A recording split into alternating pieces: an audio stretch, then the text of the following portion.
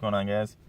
So if you watched the State of the Union address last night, it was pretty interesting, I gotta say. Wow, those people look real weird. That's the first thing I want to say is, god damn, these are some pale motherfuckers. Especially like Paul Ryan and Nancy Pelosi and Chuck Schumer. He looked pretty grotesque. Man, they were weird looking motherfuckers in there. There was only a couple of them with even the color of life still on their face. The rest, I assume, must be reptilians of some sort. No, but honestly, at that point, I wouldn't even doubt it if someone said just how weird these people are. It's like, god damn.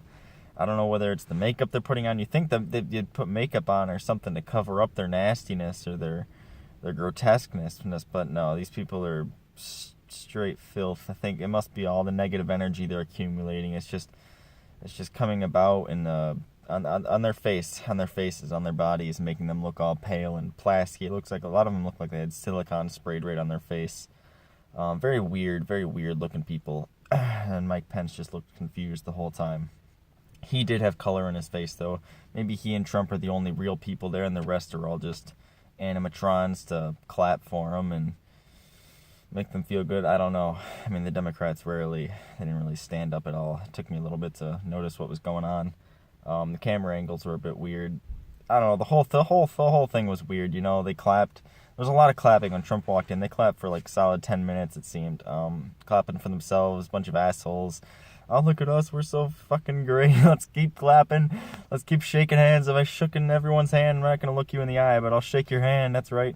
You can feel my sweaty palms. It's fucked up. It's fucking weird.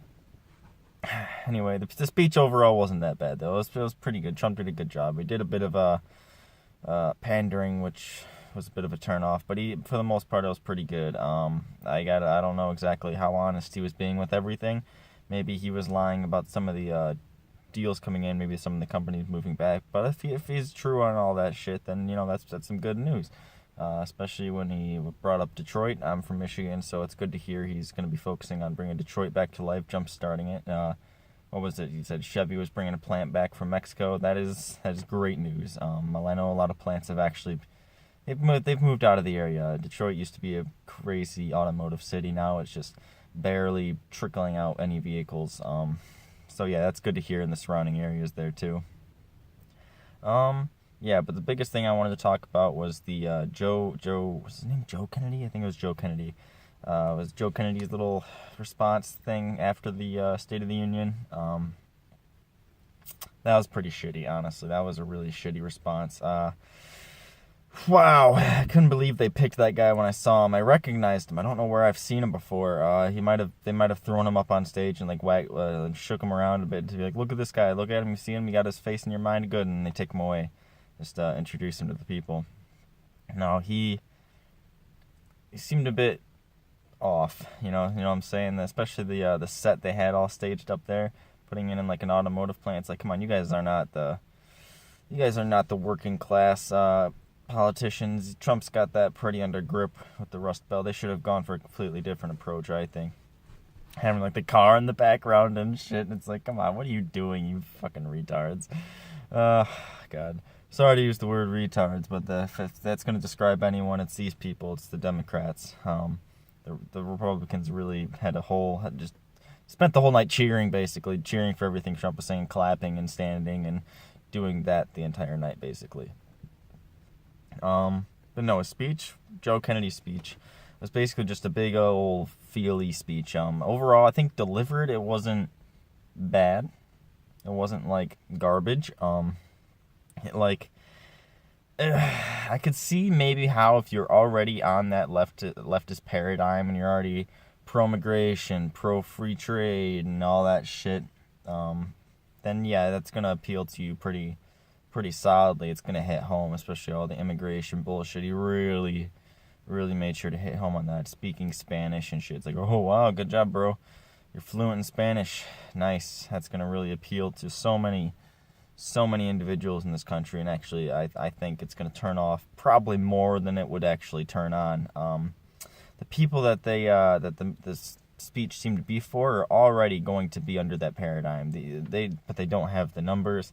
It's not going to bring over anyone new. No one's going to have listened especially right after listening to Donald Trump's speech, anyone who may be on the fence, sort of fence sitting, is definitely going to lean towards Trump's side after this. Like, a lot of these people probably didn't even know this shit was happening, especially with the tax plans and the jobs coming back. And the economy is doing better than it was like a year ago. So Trump does have that going for him. Whether all of it was due to him, I think most of it's just due to consumer confidence, which part of it is because of, just his presence being there, being a business guy. So yeah, the Joe, if he plans on running, which it really seems like he's gonna try and run or something, he's gonna get blown out of the water, man. Especially, holy shit, with this lineup we've got Gillibrand, who's a neoliberal cuck. She's just a big donor bitch. Takes a lot of corporate money. Is willing to lie about anything and everything to get what she wants and get people supporting her. I guess that's all these people do. You can tell they deliberately pick certain topics and pick certain positions in each topic so that they can make a certain appeal to a certain group of people. It's so obvious, like listening to them talk. I mean, Trump did it. It's politics. I understand.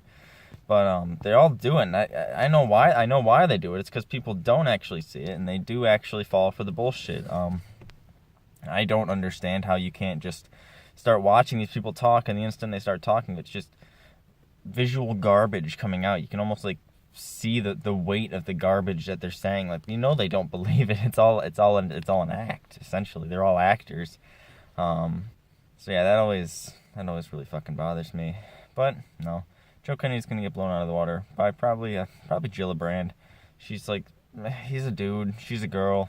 That's just how you're gonna win the Democratic nomination. But he definitely made the lineup to run today. I don't know why they pulled him out. His name's got no weight behind him. He just looked a bit. Yeah, he looked a bit soy boy, a little frail. Didn't seem like the strongest of characters, but he seemed really young. I don't know why, but he seemed like he might be like in his early 20s is what he fucking looked like. Like he just graduated from college or something, and he just got on. He's like, I'm gonna go be the president now. I've got Kennedy's name. I've got the jawline. I can do it. I can be the Democratic nomination. It's like, oh, maybe back in 08 that would have worked a little better for you, but they picked another candidate. He was probably still 17 or 18 at the time. He was probably my age at the time, back in when Obama was coming into play. So yeah, I don't know. The State of the Union was just a big distraction, essentially. None of the major issues got talked about. Obviously, we're still at war.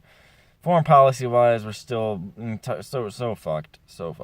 And you still got the private militaries out there. So, yeah, domestically, Trump's focusing on all that domestic policy, so I guess that makes sense. That's what he's got going for him. Foreign policy-wise, he's not even going to bring it up. Probably doesn't even know what's going on outside of the domestic policy situation. They probably don't even tell him. He probably has no control over foreign policy. I don't actually know that. He probably definitely has foreign control, but it's all manipulated, or maybe he's given power to someone else who has manipulated him into believing that they know what the fuck they're doing. All the generals or whatnot.